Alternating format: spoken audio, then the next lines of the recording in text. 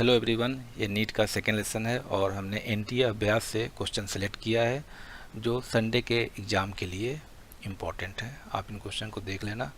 Right, सारे different question है। An accurate pendulum clock is mounted on ground floor of a building, how much time will it lose और gain in one day if is transfer to top storey which is 200 metre higher than ground floor, और earth का radius दिया हुआ है।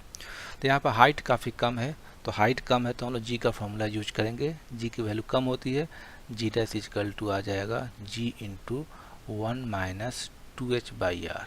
ये formula हम लोग use करेंगे। हाइट कम है, हाइट ज़्यादा होने पे यूज करते हैं GM/r+h का होल स्क्वायर। टाइम पीरियड का फार्मूला बहुत सिंपल वे में करेंगे, t इजकल टू 2π। यहाँ पे एरर वाले का कॉन्सेप्ट यूज करेंगे। एरर में जो आपको बताया गया था, यहाँ पे L कांस्टेंट है। इस टाइप का सम आता है, मान लो कहीं G कांस्टेंट हो और टेम्परेचर के वजह से टाइम पीरियड में क्या फ़र्क आएगा, क्लॉक कितना स्लो होगा फास्ट होगा, तो ये मैं G की वजह से मैं कैलकुलेट कर रहा हूँ। यहाँ पे L कांस्टेंट है तो ये आ जाएगा डेल्टा T/T आ जाएगा। This is equal to delta G/G।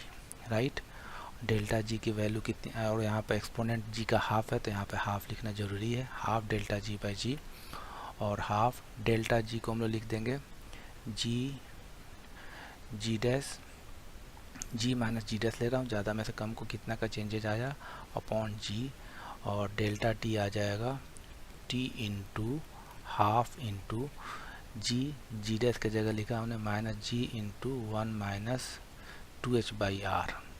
Right, divided by G से G कैंसिल आउट हो जाएगा। T 24 आवर्स है, 24 into 3600 into half. Right, G से G कैंसिल आउट हो जाएगा, यहाँ पे आ जाएगा 2h/r। राइट, 2 से 2 कैंसिल आउट हो गया और सबकी वैल्यू पुट कर देना आप, ये आ जाएगा this is equal to 24 into 3600 into h है 200 डिवाइडेड बाई 6400 मीटर, किलोमीटर को मीटर में कन्वर्ट करेंगे, 1000 से मल्टीप्लाई करेंगे और इसको सिंप्लीफाई करोगे तो ये आ जाएगा 2.7 सेकेंड। राइट, तो ये ऑप्शन आपका हो जाएगा, ये second option is the it will lose by 2.7 second. अब ये है सेकेंड क्वेश्चन है। वायर 10 मीटर लॉन्ग है, स्ट्रेच किया गया है, लैटरल स्ट्रेन दिया हुआ है और पॉइजन रेशियो दिया हुआ है। पॉइजन रेशियो क्या होता है, lateral strain upon longitudinal strain. Right, lateral strain दिया हुआ है, this is equal to how much, lateral strain यहाँ पे दिया हुआ है, this is equal to 1 into 10⁻⁵। Right, longitudinal strain क्या होता है, this is delta L/L। Right, तो डेल्टा L/L हो जाएगा आपका 1 इंटू 10⁻⁵ अपॉन सिग्मा कितना दिया हुआ, सिग्मा इज 0.4 है। सिंप्लीफाई करने पे आ जाएगा 1/4 इंटू 10⁻⁴। स्ट्रेन क्या होता है, यंग्स मॉड्यूलस होता है। यंग्स मॉड्यूलस होता है stress upon strain, stress upon strain. Longitudinal strain means delta L/L। तो डेल्टा L/L के प्लेस पर लिख देंगे हम लोग stress upon Young's modulus 1/4 into 10⁻⁴। तो यंग्स मॉड्यूलस हो जाएगा stress into 4 divided by 10⁻⁴। Stress की वैल्यू हम लोग निकालेंगे। स्ट्रेस क्या होता है, फोर्स अपॉन एरिया। फोर्स दिया हुआ है 100 Newton, 100 into 4 divided by area कितना है, एरिया है 25 इंटू 10⁻⁷। ये ऊपर में जाएगा तो ये आ जाएगा 25 से 4, ये आ जाएगा 16 इंटू 10⁻⁷। इसको लिख सकते हैं 1.6 इंटू 10⁸। 1.6 इंटू 10⁸ मीन्स आपका हो जाएगा ये first option is the right option. Right, third question है। थर्ड क्वेश्चन में दिया हुआ है an object is dragged along horizontal surface by a machine which delivers constant power, how much distance how does distance move by object is proportional to time, right. Power का formula हम लोग जानते हैं, power क्या होता है, force into velocity. Force क्या होता है, मास इनटू एक्सेलरेशन, और वेलोसिटी को हम लोग लिख देंगे AT, P equal to F into V। ये फार्मूला आप लोग जानते हो। पावर यहाँ पे कांस्टेंट है, मास भी कांस्टेंट है, और ये जानते हो x इक्वल टू क्या होता है, हाफ AT स्क्वायर। तो ए के प्लेस पर लिख देंगे हम लोग 2x अपॉन टी स्क्वायर।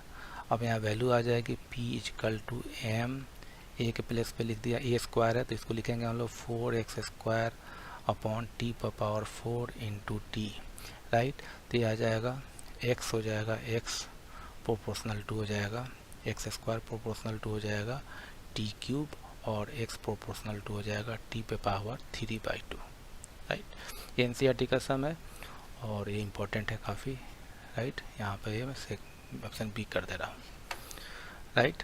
अब फोर्थ क्वेश्चन है, in Carnot engine efficiency 40%, hot reservoir temperature T दिया हुआ है। तो एफिशिएंसी का फॉर्मूला आपको पता होना चाहिए। एफिशिएंसी क्या होता है, एफिशिएंसी होता है 1 माइनस T2/T1।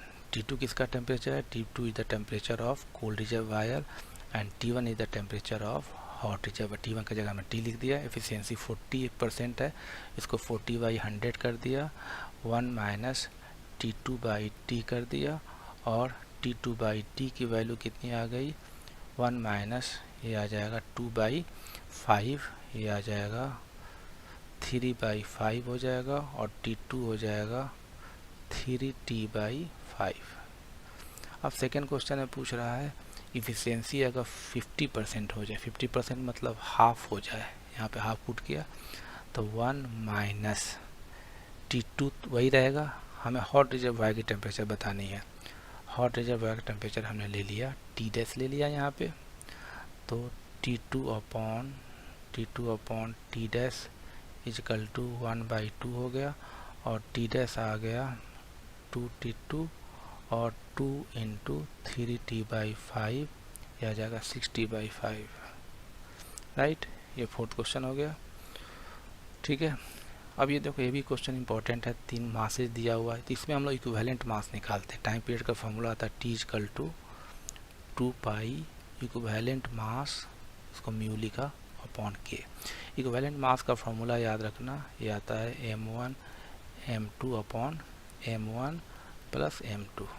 M1 M2 कितना, 3 है, 3/4, ये आ जाएगा 2 pi, this is equal to 3/4 into 300, ये आ जाएगा 2 पाई बाई 20 हो गया, राइट।